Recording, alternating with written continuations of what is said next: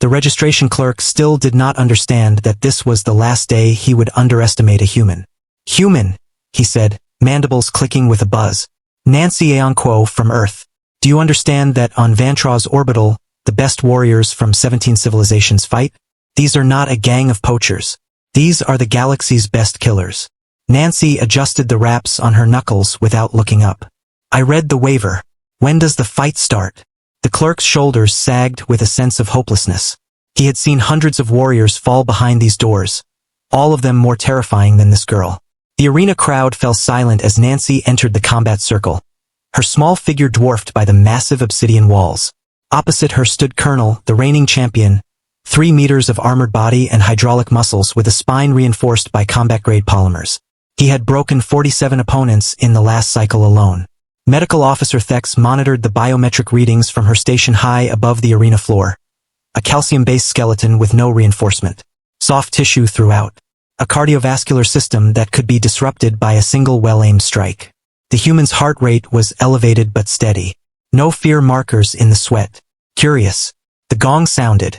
Colonel moved with practiced efficiency. His first strike was a training blow. A wide swing intended to test the opponent's defensive capabilities. Nancy didn't block. She slipped inside his guard and drove her knee into the joint. The champion staggered. The crowd murmured. For 2 minutes, Nancy fought like water, finding cracks in stone, exploiting every gap in Colonel's defense. Then his massive fist connected with her chest. The monitor screamed. 3 ribs were broken. The sternum cracked. The human should have fallen immediately. The nervous system overloaded, consciousness fleeing from trauma. Nancy stumbled back 3 steps. Blood spattered from her mouth. She spat once, rolled her shoulders and moved forward again. Impossible, whispered the Colonel. He looked equally stunned. He struck again. A savage blow dislocating Nancy's left shoulder with an audible crack. Her face contorted with pain, but she did not fall. Did not retreat. She shifted her stance, compensated for the loss, and continued fighting with one arm hanging uselessly at her side. The arena went completely silent. Colonel's next strike shattered Nancy's right knee. The joint bent at an angle that made even the hardened warriors in the crowd wince. Standard combat doctrine said the fight was over. Standard biology said she should lose consciousness from shock. Nancy dropped to one knee, the intact one. She breathed in short, controlled gasps. Colonel was already celebrating victory, raising his head. But Nancy lunged forward with everything she had left and drove her knife into the cluster of neural sensors beneath Colonel's jaw.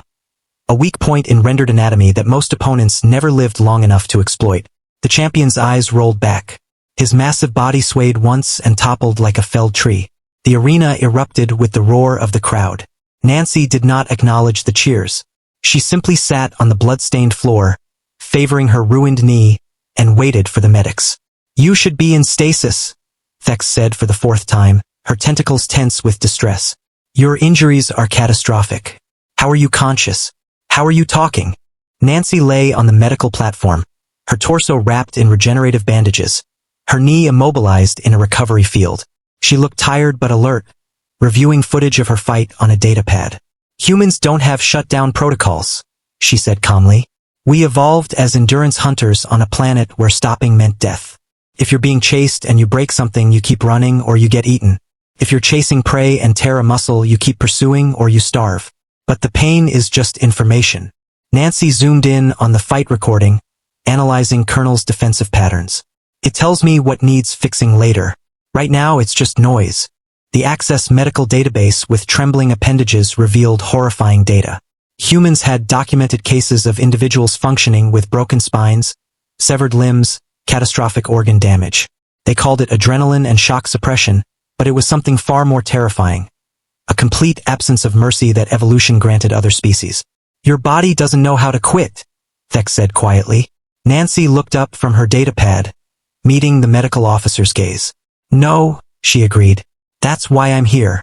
The council will want to speak with you. Let them, but check my recovery time first. Nancy pulled up the schedule on her datapad. Another fight in 6 days. Need to know if the knee will hold. The council chamber was designed to accommodate the galaxy's most imposing species. Yet somehow Nancy's presence was still felt. 7 council members representing the greatest warrior cultures in known space regarded the small human with newfound respect and cautious fear. Your performance has raised questions, said Council Prime Vorith, folding his 4 arms in contemplation, about human physiology, about Earth's place in the combat rankings, about the nature of survival itself. Nancy stood at parade rest, her shoulder still tender, her knee braced but bearing weight. I just came to fight. You came to win, Vorith corrected. Despite injuries that would have killed or incapacitated any other registered species, she had no enhanced biology, no combat augmentations, no advanced healing factors. Yet she endured. How? Nancy considered the question. On Earth, only the persistent survived. Not the strongest, not the fastest. Those who kept going, who tracked prey for days until it collapsed from exhaustion, who crawled to safety with broken legs, who fought when fighting was the only option left. The council chamber fell silent. Somewhere in the station's vast databanks, odds were being recalculated. Betting pools were being reorganized. 17 civilizations quietly accessed Earth's combat history, reading accounts of human persistence that suddenly seemed less like mythology and more like a species trait. Your next opponent has withdrawn, Vorith said finally, as have the 3 after that. Nancy's expression didn't change. Then find me someone who won't. She smiled thinly and headed for the door. She had training to do, and her knee wouldn't heal itself. 6 days until the next fight. Plenty of time. Behind her, the council members exchanged glances.